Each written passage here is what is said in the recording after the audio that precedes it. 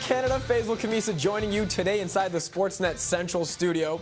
It's hard to believe that it was over 2.5 years ago that the Colts cut Peyton Manning after 3 neck surgeries. Fast forward today, and all Manning's done is lead the Broncos to a Super Bowl appearance, 2 AFC Championship games, all while setting the single-season record for touchdown passes. On Sunday, he was looking to make more history against the 49ers. Now, with just 2 more TD passes, Peyton Manning would match Brett Favre's NFL record of 508, and listen to this, 56 less games. First quarter, sadly, this game won't be remembered for Manuel Sanders' first touchdown catch as a Bronco.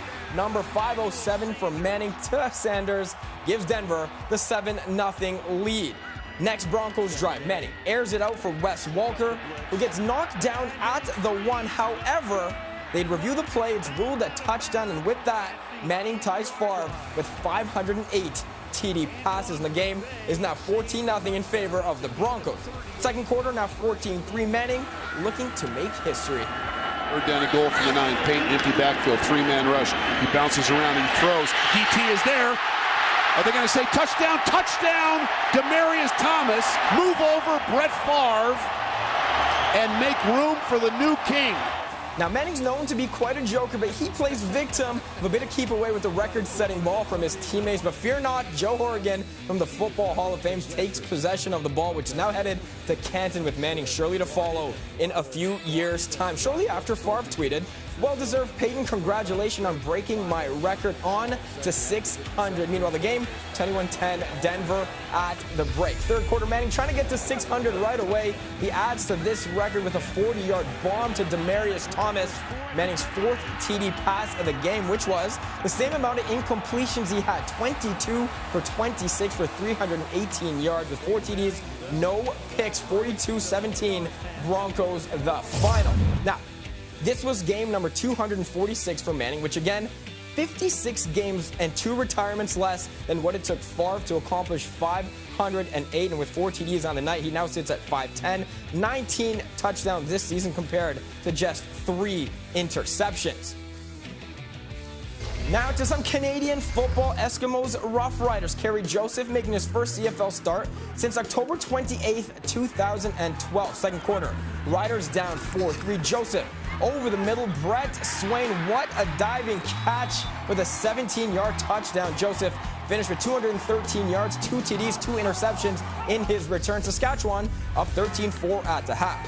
This is good, though, for Edmonton. Returning the kickoff to start the third quarter, Kendall Lawrence finds the seam, beats Paul Waldo to the end zone. That's a 96-yard touchdown, his second return TD in his last 3 games. 14-13 Edmonton through 3.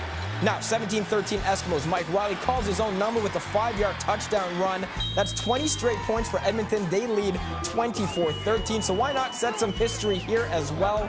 Later in the fourth, Riley to a Darius Bowman 49-yard gain. Bowman's 107th catch of the year, which sets a new single-season franchise record. Edmonton snaps a 3-game road skid, 24-19 the final. To the ice now, where the Rogers hometown hockey crew was planted in Selkirk, Manitoba, and for a while the attractions gave hockey fans in the area a reason to smile. You see, the Jets haven't provided many this season. Yes, they scored 6 goals in their season opener, but since a measly 1 in 3 games. They were hosting the Flames on Sunday, who were finishing up a 6-game road trip. The Jets again shut out in 2 of their last 3 games, most recently Friday against the Preds, but they made sure early that wouldn't be the case on this night. First period, Matthew Perreault to Blake Wheeler across to Mark Scheifele. His first of the season gives the Jets a 1-0 lead after 1. Second period, we go. Matt Stajan down low. Finds Dennis Wideman creeping in from the point. He beats Andre Pavlik. This game all tied up at 1. Now, 4 minutes later with the Flames on the power play. Coburn off the boards there for Raymond. Gets loose, finds some ice, shoots, rebound sitting there. Goodrow scores! Goodrow right there to clean it up, tucks it in, and the Flames grab the lead with a power play goal. Johnny Gaudreau, a healthy scratch Friday, healthy enough to make it 2-1 Calgary on this night. Now, 2:42 later, Wideman takes a hit to make a play, gets drilled, but manages to get the puck up ice. It ends up on the stick of Gaudreau, who finds Mason Raymond. He scores his team-leading 5th goal this season. Jonas Hiller, meanwhile, 34 saves in this game. Calgary wins 4-1 the final.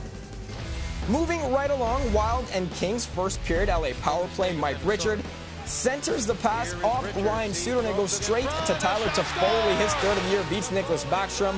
1-0 Kings. Still in the first, LA gets called for too many men on the ice. Let's confirm by doing what my kindergarten teacher thought I wouldn't be able to do and count to 8. Yes, 8. 1, 2, 3, 4, 5, 6, 7, 8. That's too many, and that's a penalty, but the Wild couldn't score, so we head to the third with LA still up 1-0 until Toffoli tees it up for Tanner Pearson in front. He scores his 5th to put the Kings up 2-0. He had 3 goals in 25 games, all of last season, 5 already.